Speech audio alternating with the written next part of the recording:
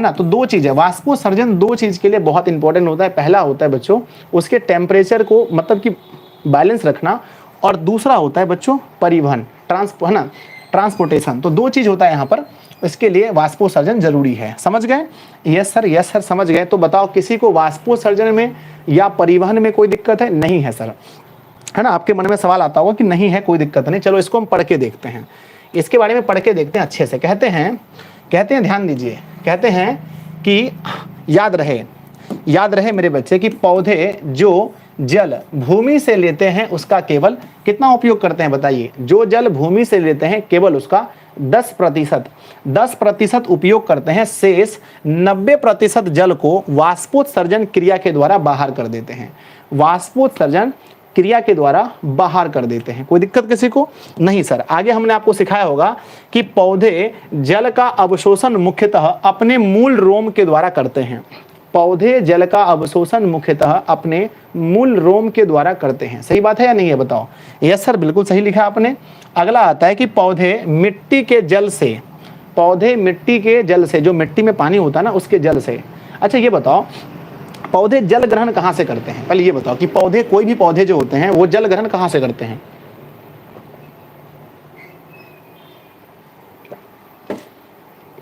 कोई भी पौधा मेरा बच्चा, कोई भी पौधा जो होता है वो जल ग्रहण करता है जमीन से। कहाँ से? जमीन से। अच्छा अगर आप, हाँ जड़ से बोलो, जड़ के मूल रोम से या जमीन से बोलो। अगर कोई व्यक्ति किसी पौधे के ऊपर में पानी छिड़कता है, पौधे के ऊपर में पानी देता है, तो क्या वह पौधे के लिए उपयोगी पानी होगा या नहीं होगा? अगर मैं, एक पौधा है बच्चों ध्यान देना, एक पौधा है और मैं इसके ऊपर में पानी दे रहा हूं, तो बताओ क्या यह पौधे के लिए जरूरी होगा या नहीं होगा? पौधे के काम में आएगा या नहीं आएगा? तो कहते हैं कि पौधे मिट्टी के जल से खनिज लवण जैसे नाइट्रोजन, फास्फोरस इत्यादि आयन के रूप में ग्रहण करते हैं। एग्जाम में ये क्वेश्चन 2 बार पूछा गया है कि पौधे मिट्टी के जल से खनिज लवण ग्रहण करते हैं। उस खनिज लवण में क्या क्या होता है? तो उस खनिज लवण में मेरा भाई नाइट्रोजन होता है और फास्फोरस, होता है। और वह किस रूप में होता है? किस रूप में? तो याद रखिएगा कि वह आयन के रूप में, किस रूप में?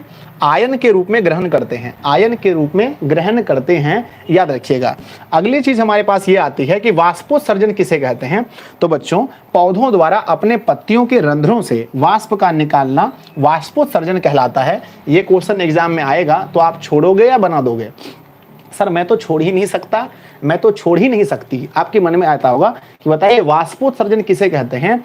तो कहेंगे कि पौधों द्वारा अपने पत्तियों के रंध्रों से वाष्प का निकालना वाष्पोत्सर्जन कहलाता है। वाष्पोत्सर्जन कहलाता है। सिंपली बात है कि हाँ, पौधों द्वारा अपनी पत्तियों के रंध्रों से वाष्प को निकालना या जल को निकालना वाष्पोत्सर्जन कहलाता है। Yes sir. आगे आते हैं कि एक मकई का पौधा प्रत्येक दिन, बताओ कितना? एक मकई का पौधा प्रतिदिन 3 से 4 लीटर जल इस क्रिया द्वारा निकालता है। एक मकई का पौधा कितना निकालता है? ये क्वेश्चन क्विज में आएगा, याद रखना। टेलीग्राम पर जब क्विज होगा तो ये क्वेश्चन पूछा जाएगा कि एक मकई का पौधा प्रत्येक दिन कितना लीटर जल निकालता है? 3 से 4 लीटर एक पौधा, ठीक है, एक पौधा, पूरा खेत नहीं है। अगला आता है कि एक सेब का पौधा प्रत्येक दिन 10 से 20 लीटर जल का निष्कासन इसी क्रिया से करता है। इसी क्रिया मतलब वाष्पोत्सर्जन की क्रिया। अगला आता है कि एक पत्ती अपने वजन का बराबर 1 घंटे में जल वाष्पोत्सर्जन कर सकता है। कोई भी पत्ती उठा लो दुनिया का, वो 1 घंटे में अपने वजन के बराबर निकाल सकता है। आगे आता है कि औसतन एक पेड़ अपने जीवन काल में अपने भार का कितना गुना? बताओ। औसतन एक पेड़ अपने भार का लगभग कितना गुना? 100 गुना जल अपने जीवन काल में निकाल सकता है। आगे आता है कि वाष्पोत्सर्जन पौधों में तापक्रम संतुलन बनाए रखने के लिए काफी मदद करता है। तो वाष्पोत्सर्जन सबसे ज्यादा इंपॉर्टेंट इसलिए है क्योंकि पौधे में टेम्परेचर का लेवल इसी क्रिया से बना रहता है। तो यहां तक कोई दिक्कत नहीं है सर। आगे आता है कि कुछ निम्न वर्ग के पौधों की प्रत्येक कोशिका में खाद्य निर्माण करने की क्षमता होती है। कुछ निम्न वर्ग के पौधे होते हैं जिसकी प्रत्येक कोशिका में खाद्य निर्माण करने की शक्ति होती है। आप ये बताओ क्या हर पौधे के प्रत्येक कोशिका में खाना बन सकता है? क्या हर पौधे के प्रत्येक कोशिका में खाना बन सकता है? आप बोलोगे सर नहीं बन सकता। वो तो पत्ती में बनता है सर, पत्ती में, प्रत्येक कोशिका में नहीं बनता। लेकिन अपवाद याद रखना बच्चों, हर चीज में अपवाद होता है, हर चीज में अपवाद होता है कि कुछ निम्न वर्ग के पौधों की प्रत्येक कोशिका में खाद्य पदार्थ की, है ना, खाद्य निर्माण करने की क्षमता होती है। आगे आते हैं कि उच्च वर्ग के पौधे, जैसे कोई पौधा ले लो, आम का, अमरूद का, तुलसी का, कहते हैं कि उच्च वर्ग के पौधों के प्रत्येक भाग में अपने खाद्य पदार्थ के निर्माण करने की क्षमता नहीं होती है। सबको पता है। आगे आता है मेरे बच्चों, यहां लिखा है कि एक भाग से दूसरे भाग तक, पौधों की एक भाग से दूसरे भाग में खाद्य पदार्थों का जलीय घोल के आने जाने को खाद्य पदार्थों का स्थानांतरण कहते हैं। अगर आपसे पूछा जाए खाद्य पदार्थों का स्थानांतरण किसे कहते हैं तो क्या बताओगे? खाद्य पदार्थों का स्थानांतरण किसे कहते हैं तो कहेंगे पौधों के एक भाग से दूसरे भाग तक, पौधों के एक भाग से दूसरे भाग तक खाद्य पदार्थों का आना जाना, खाद्य पदार्थों का आना जाना, पौधों के एक भाग से दूसरे भाग तक खाद्य पदार्थों का आना जाना पदार्थों का स्थानांतरण कहलाता है, पदार्थों का स्थानांतरण कहलाता है, पदार्थों का स्थानांतरण कहलाता है। आगे आता है बच्चों कि खाद्य पदार्थों का स्थानांतरण फ्लोएम की चालनी नालिका द्वारा होता है। अच्छा, खाद्य पदार्थों का स्थानांतरण कौन करता है, जाइलम या फ्लोएम? खाद्य पदार्थों का स्थानांतरण कौन करता है, जाइलम या फ्लोएम? सर जी, खाद्य पदार्थों का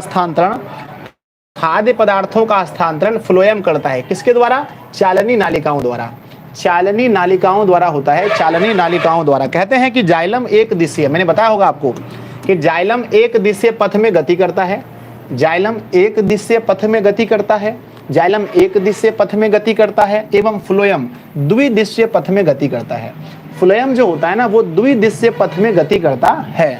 चलो आगे बढ़ते हैं, अगला आता है ब्लड। मेरे बच्चों, कितने लोग हैं जो कि ब्लड के बारे में जानना चाहते हैं? कितने ऐसे लोग हैं जो ब्लड के बारे में अच्छा खासा जानकारी रखते हैं? यस और नो कर दो फटाफट से।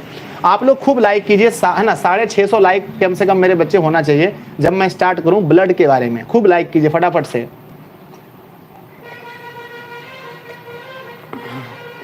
जल्दी जल्दी से। यस सर, है ना। तो ब्लड के बारे में हम लोग पढ़ने वाले हैं, ब्लड के बारे में। यस सर, यस, हम लोग ब्लड के बारे में पढ़ने वाले हैं। चलो 570 हो गए, बहुत बढ़िया। 600 प्लस। सर जी आपसे पढ़ के सर क्या लिखो?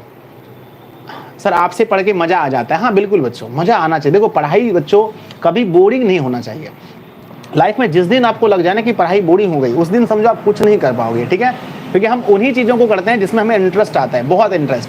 तो यहाँ पर आप ये मत सोचो कि हम पढ़ने आए हैं, कभी ये मत सोचो कि हम पढ़ने आए। हमेशा सीखो, हम सीखने आए हैं बच्चों। तो बताओ आप पढ़ने आए हो या सीखने आए हो? जल्दी बताओ आप मेरे भाई, पढ़ने आए हो या सीखने? तो एक चीज़ पहले गलत नहीं बोलना है, पढ़ने नहीं आए हो आप, यहाँ पर सीखने आए हो बच्चों। हमेशा लाइफ के लिए कुछ ना कुछ सीख कर जाना है ना। पढ़ने नहीं आए हम लोग, सीखने आए हैं। बहुत बढ़िया, बहुत बढ़िया, सीखने आए हैं। तो चलो जल्दी जल्दी से सीखते हैं फटाफट से। आप मुझे ये बताओ कि जो ब्लड होता है बच्चों, ब्लड, अच्छा ब्लड जो होता है ना, ब्लड है ना, ब्लड के बारे में कहा जाता है BLOOD, ब्लड। ब्लड को हम लोग कहते हैं खून। क्या कहते हैं बच्चों? खून। खून, या हम इसे कहते हैं रक्त। क्या कहते हैं? रक्त, है ना। क्या कहते हैं?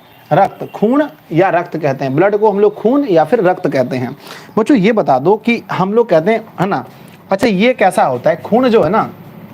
सबसे पहली चीज़ है कि खून जो होता है बच्चों, खून के बारे में कहाँ से शुरू करें, इसके बारे में अथाह ज्ञान बच्चों, अथाह चीज़ आपको सीखना है। कहाँ से शुरू करें समझ में नहीं आता है। तो पहले ये बताओ मेरे बच्चों, खून जो होता है ना ये कैसा उत्तक है? अगर आपसे पूछा जाए कि खून कैसा उत्तक है, तो बच्चों खून देखो कि जब ये खून हमारे शरीर में जब खून का प्रवाह होता है तो ये शरीर के हर, है ना, हर कोशिका को छूता है।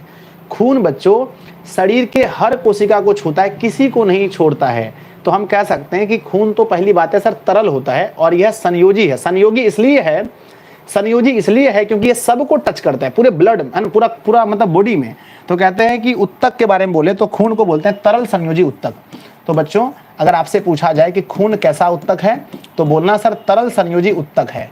खून कैसा उत्तक है? बोलो तरल संयोजी उत्तक। और दूसरा पूछा जाए कि खून कैसा होता है बच्चों, खून गाढ़ा होता है या पतला होता है?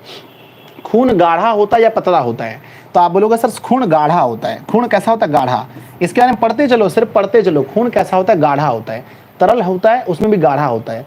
तो बच्चों उत्तक कौन सा है? तरल संयोजी उत्तक है और खून गाढ़ा होता है। तीसरी बात अगर मैं आपसे पूछूं बच्चों कि इसका pH वैल्यू कितना होता है, इसका pH मान, जो खून होता है